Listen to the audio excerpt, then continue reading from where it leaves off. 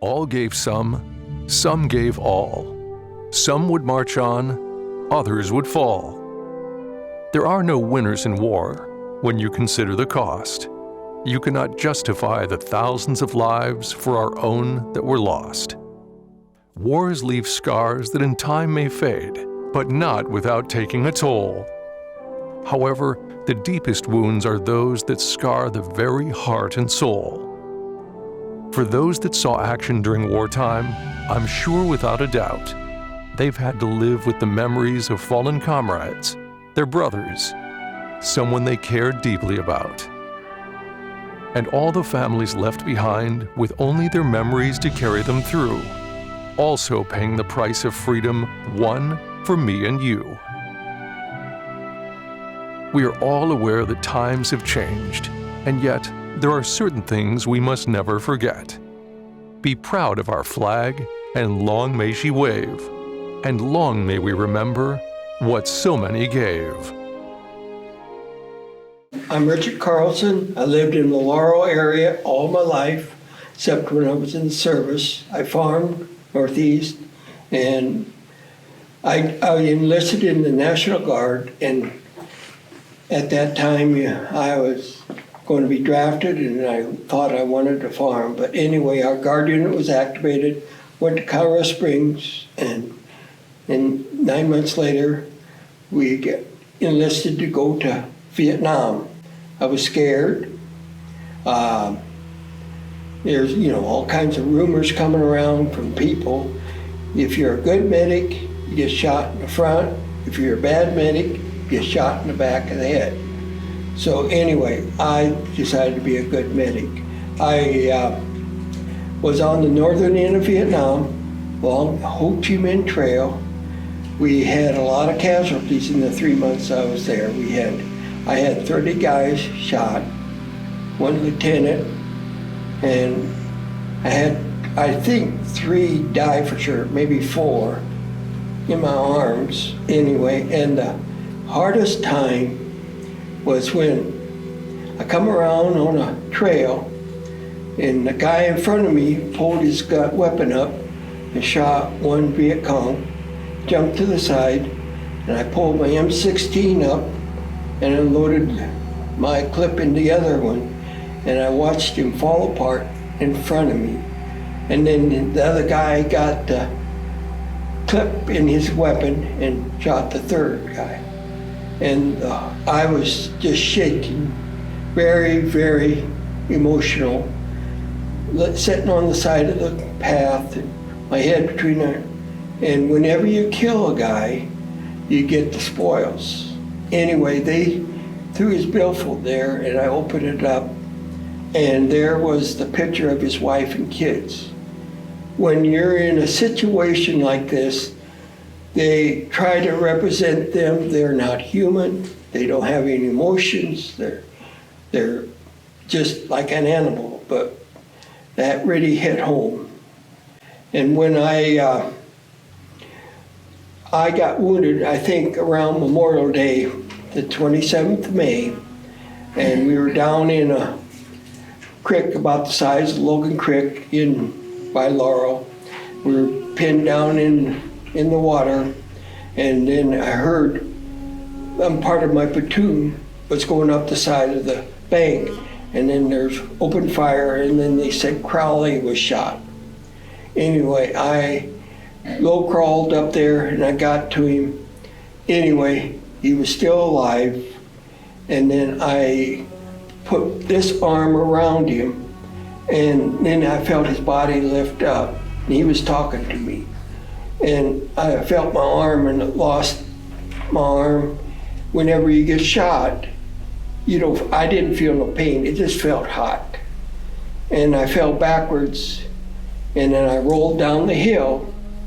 Then my buddy, Mike Thompson, and the lieutenant, we held fire, and we shot up there, held the guys down, and they went up and got Ralph's body. Anyway, we were down in the trees, and they sent a cable out of the helicopter, and we were waiting there. All of a sudden, guy next to me opened fire. Anyway, a dink fell down on me, landed on me. And oh, that was a terrible feeling. Anyway, they sent a cable, 3 of us were wounded, and I was the last one to get on there.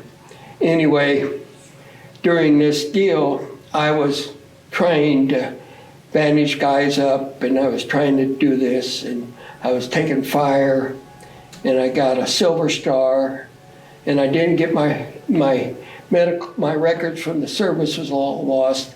I didn't get my Purple Heart till the 06, and that's where, anyway, they took me up in the helicopter. Just as I got in there, it sounded like somebody taking ball-peen hammer to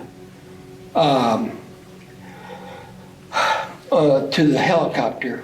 Anyway, one pilot fell over. You found out he was shot in the head.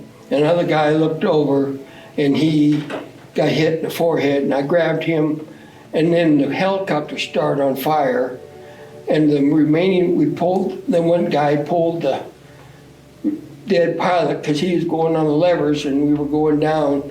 I could hear the propellers hitting the trees, and the remaining pilot pulled the lever and pulled up, and I had to stick my head out of the helicopter to get air because it was just full of smoke and grease running down on me. And anyway, Mike Thompson wrote me later, my buddy, radio man, our helicopter took 150 rounds and they junked it. Anyway, we landed, we got it, and I spent the next month in Vietnam in a hospital for a week or two, and then Japan for a week or two.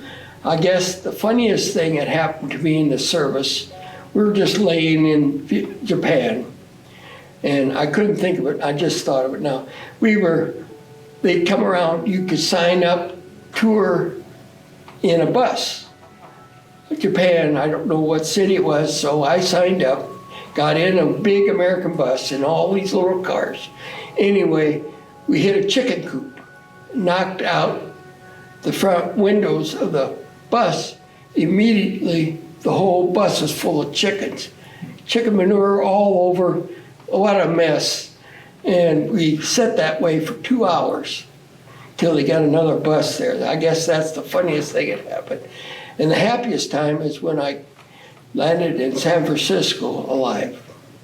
And that's more or less my story.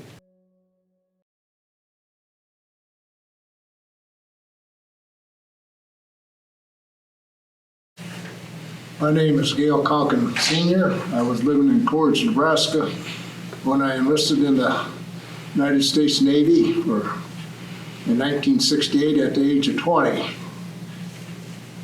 I was in the service for 4 years, and most of my time was served in various locations, starting with California, Rhode Island, Vietnam, Puerto Rico, Vietnam, Mississippi, Virginia,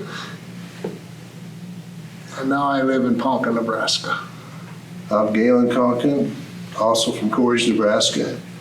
I enlisted in the U.S. Navy Seabees in May of '68 at the age of 20, and I spent, after I got out of active duty, 7 years later I joined Naval Reserves, and I retired out of Naval Reserves with the rank of Chief Petty Officer.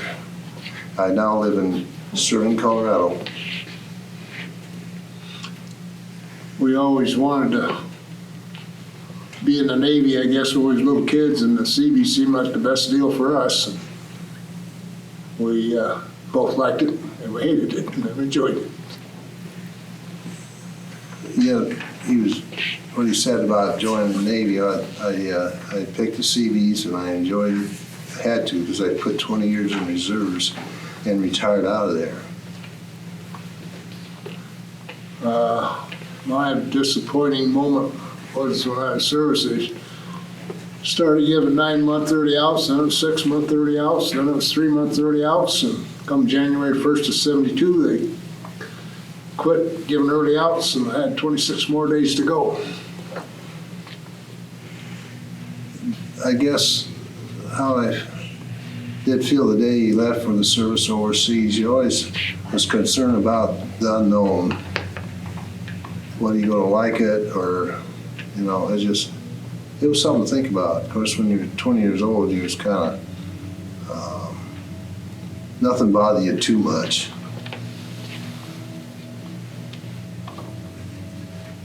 Go ahead. All my military experience affects me today. Well, I'm active in VFW and American Legion. I help with color guards, funerals, and other veteran stuff I help with when I can. When I left the service, I ended up being a mechanic the rest of my life. Also, I was what they call a construction mechanic. And later when I got out, I stayed in the mechanical field for, I don't know, 40 years or something like that. A long time anyhow. And the most memorable experience I had was taking the honor flight to Washington, D.C. to see all the veteran memorials there. I went twice yet, and I saw them earlier when we went out there for a trip. It is quite moving, especially Vietnam Memorial. The job assignment in the service was truck and construction mechanic, and later that's pretty much what I was into, is automotive type mechanics. I worked on heavy equipment while I was in the service in the night shift. Ended up being on an asphalt plant at nights, preventive maintenance on it, and then when I got out, I ended up working on heavy equipment and truck engines for 27 years.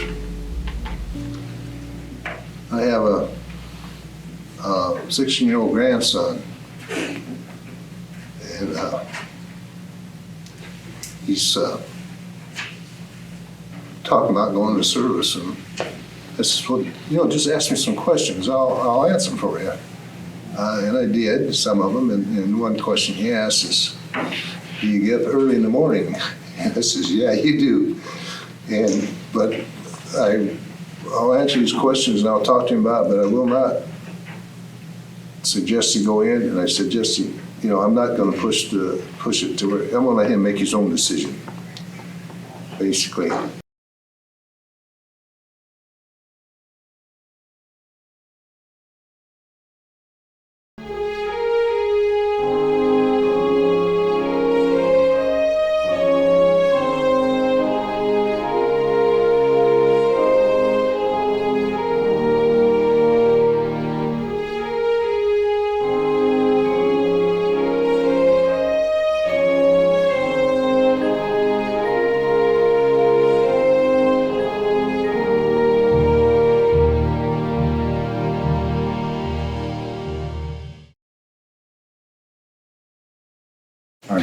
Freeman. I joined when I was in Norfolk. I was between my junior and senior year when I realized that I was going no place fast. So I thought I'd join the Army, and my dad says, I don't think that's a good idea. He said, well, first of all, I thought he was going to really get mad at me for quitting school. And he says, you know, that might not be a bad idea. So I said, well, I think about going to the Army. And he said, no. I was in the Army. He says, stay out of that. He said, you're being a foxhole. So he said, at least in the Navy, you have a warm bed and warm meals. And I said, well, sounds good to me. I didn't really care. And biggest challenge was, I think, I was on a tugboat, and keeping the lines tight to move aircraft carriers was a challenge at times. And then my ship, I was on the USS Paul Revere. It's a troop transport. We took troops to Saigon, and I was on main control, which is in the engine room, and we have to keep the right amount of steam into the turbines to either go faster, slow, back up, whatever. And that took a while to learn that, and that was very rewarding. And after leaving the service, I went into barber school, and that joined and I got my GED while I was in the Navy, which was a good thing. And I became a more responsible person. I got one of the highest grades in my barber school, and because I learned how to study, and so what was boot camp like? I wrote down I was scared the whole time I was in, because that drill sergeant had my attention, and I didn't want to do anything wrong, because I seen what he did to these guys that smarted off or whatever. He had my attention. So I got through boot camp just fine, because I didn't want to have to do what some of those guys had to do. Would you recommend today's youth to consider the service? I sure would. It's not only helps you grow up, but you appreciate where the country we live in, and to defend it, not only in while you're in the service, but when you get out, you defend it. You have to you become patriotic. There's nothing worse than seeing these pro football and basketball players kneeling during the national anthem. It's heartbreaking to us servicemen that when we went to the service to stand up for the flag, and so it's hard to see. And my assignment in the service was on the USS Paul Revere. My ship was I was in the engine room, and so never really got to see our ship come in a port or out of port. I was always down in the engine room, and I suppose that was one of the reasons why I didn't re-enlist. Is I was kind of an outdoors person, and I never really got to be outdoors. So it was always down in the engine room, which wasn't bad duty. It was nice. So I had some good people I worked with, so I really didn't have any problems while I was in the Navy. Just great people that was over me, and we all got along great. Never had any problems. So.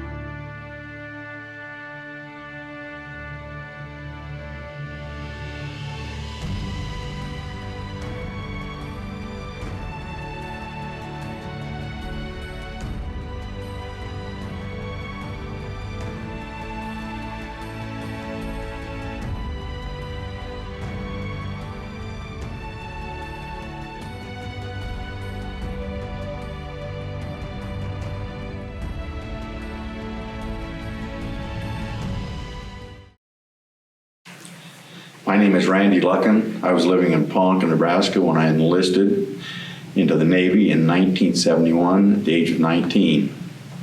I was in the service in the Navy for 8 years, and most of my time was served in Idaho Falls, Idaho, and Rhoda, Spain, and Norfolk, Virginia. I now live in Ponca again. I joined the Navy because my dad was in World War II. He was in the Army. He was a teenager in the Philippines. And then he was in the Navy during the Korean War. And he kept telling us that join the Navy because you have a dry bed and warm meals. So that's what I did. I joined the service because I had a low draft number. And rather than getting drafted in the Army and going to Vietnam, I joined the Navy and had a lot better duty stations than I would have had over now. I think the service did a lot for me. In 8 years, I grew up a lot. I was married, had a family and 2 little boys, and had more focus of what I want to do with the rest of my life. When I was in the Navy, I was in nuclear power. It was a 6-year program. I ended up re-enlisted for an extra 2 years, which gave me 8, and I got a whopping $100 a month extra in proficiency pay, plus a $10,000 re-enlistment bonus. It's a lot of money back in the early 70s. I did spend most of my time in nuclear power. I was an instructor in Idaho for 2 years. Then I went to Rota, Spain, and Norfolk, Virginia. On Virginia, I was on the USS Virginia. Spent about 1.5 years at that. And it was a brand new nuclear powered cruiser, and they thought we need to be at sea all the time. And so I got a lot of sea time my last couple of years. Worked down in the engine room as a machinist mate, operating all the steam powered equipment. After I got out of the service, I went back to college, got my undergraduate degree in computer science, and then worked for Northern Natural Gas for 30 years. Retired 10 years ago and joined Life Today. I would recommend, I think it's a good thing for today's youth. I'd almost like to see where all the kids, boys and girls, had to spend 1 year or 2 in the service. It really makes you appreciate what we have here in the States. Living in Rota, Spain, it's not a really poor country, but it's not a rich country. Go to like I've been to Morocco and Egypt, and there it is really, really poor. Really makes you appreciate what we have here in the United States. We're very blessed to live in the country we do, and very blessed that there's millions of us that have given years of our life so the rest of our country can enjoy a really good lifestyle. Thank you.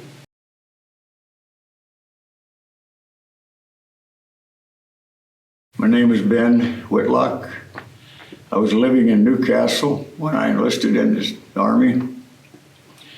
The year in 1956, at the age of 18. Just out of high school, unemployed, no prospects, and never really had a reason.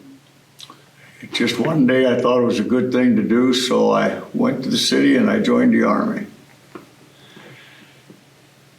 Probably the biggest challenges and rewards on active duty was I spent most of my duty time I spent at Arlington, Virginia, Fort Myer, which is known as the Old Guard, the Presidential Honor Guard Battalion. We did a lot of basically parade, guard duty at the airports, the Pentagon, White House, etc.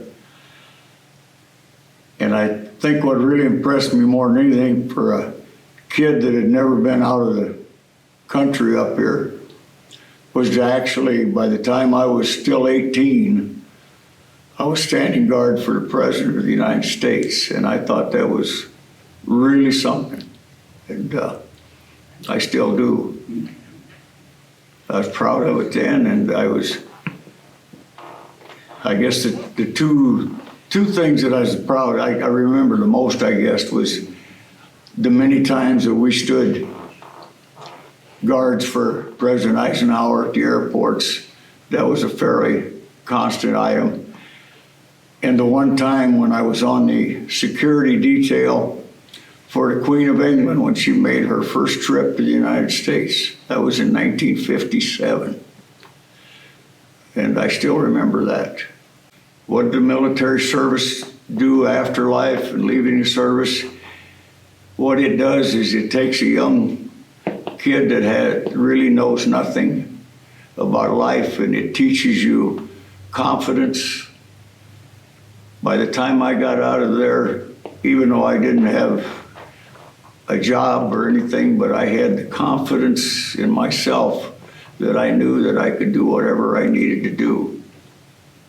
I got out of there, I have worked, I've earned my way, married, raised a family. I think it's a great thing. I think that any young men that want to really grow up and really learn to control ourselves and be a good part of the world, I think it's a good thing to do.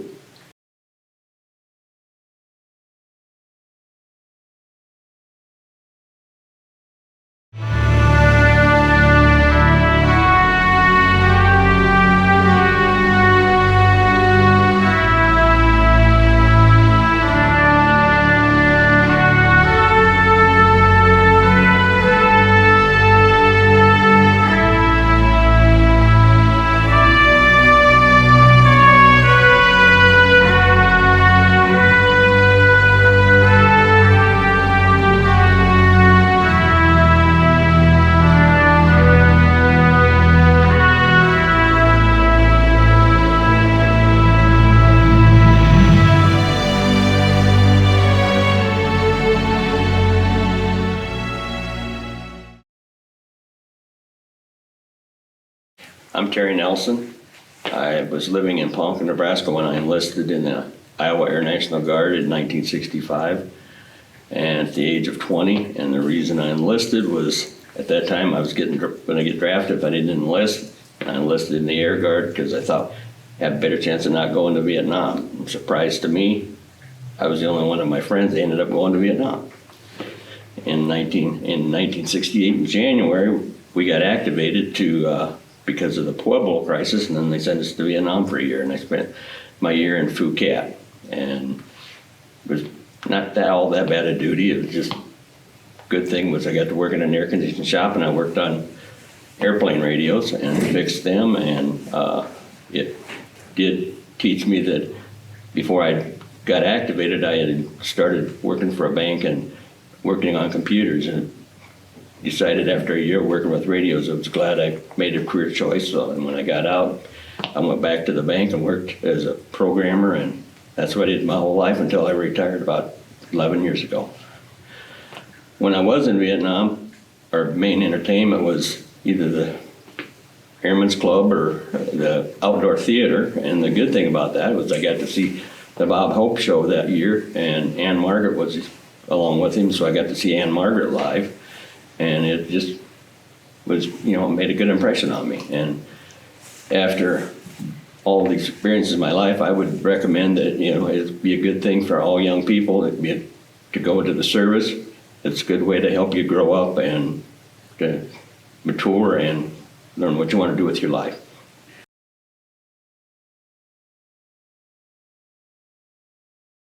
Okay, I'm here today to talk a little bit about what it's like to be a Gold Star father. My name is Kim Erickson. My son Trevor Erickson was in the Air Force. So I'm going to tell you a little bit about his history. When Trevor was 18 years old, he went and signed up for the Air Force, and the first we found out about it was when it was all said and done. He was stationed at 3 different places. One was in Omaha, off at Air Force Base. He was at Hickam Air Force Base in Hawaii for 3 years, which is really considered a deployment type air base. So it's nice and cushy being over there, but he wasn't there very much.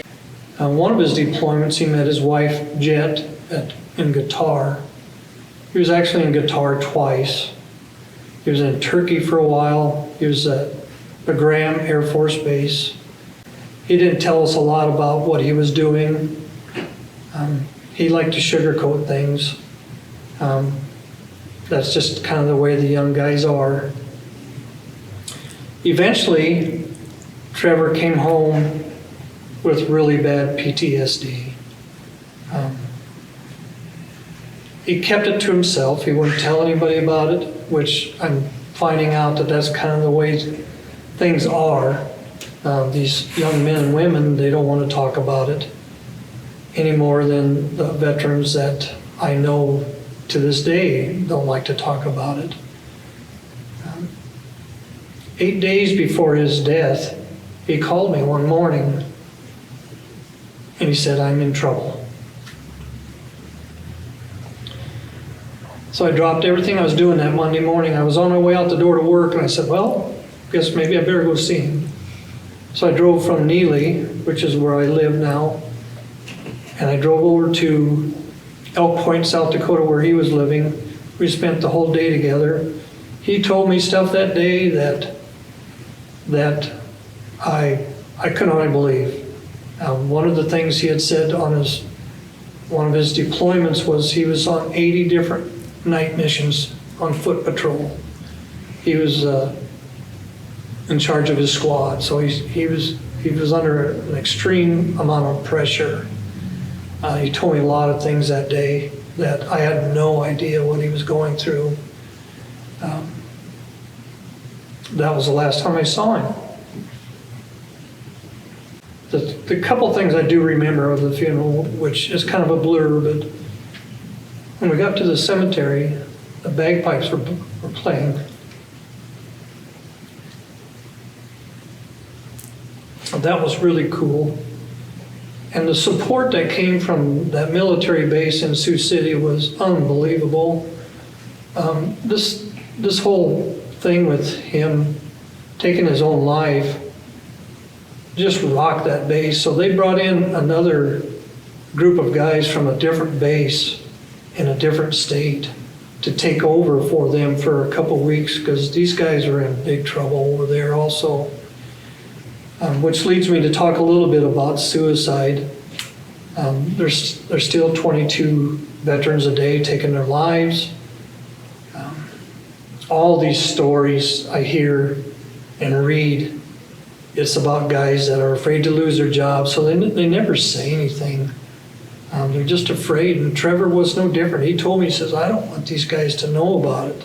He said, the minute I do, they'll take me off active duty and eventually I'll get an honorable discharge. And he said, I don't want that. And that's the last we had talked about it, because I called him every day after that, but didn't seem to do much good. So since his death, myself and my family have started a memorial golf tournament in Wausau, Nebraska, which is where Trevor had grown up and started golfing. And that money is all being raised to help with suicide prevention.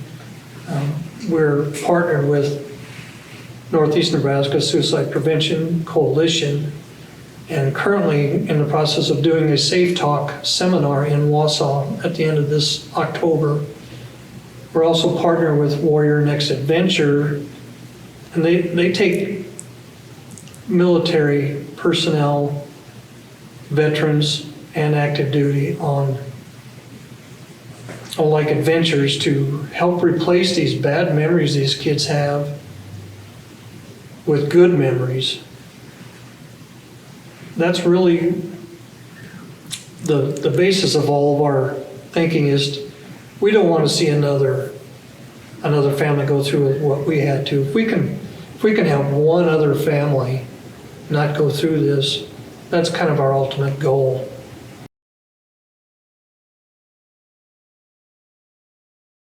And on closing, I just want to convey our appreciation and thank you for joining us today.